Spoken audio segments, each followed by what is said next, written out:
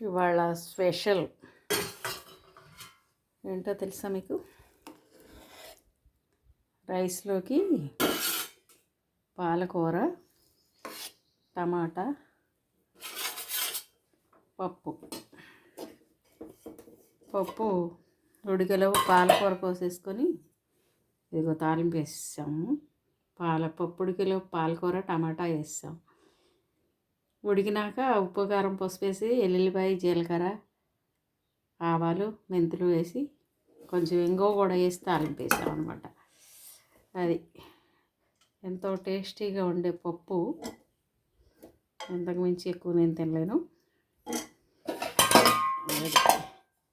కొంచెం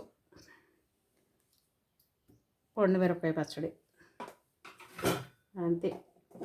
కొంచెం దాంట్లో నెయ్యి వేసుకుంటే ఇంకా టేస్టీగా ఉంటుంది. నెయ్యి వేసుకుందాం అక్కడికి వెళ్ళి.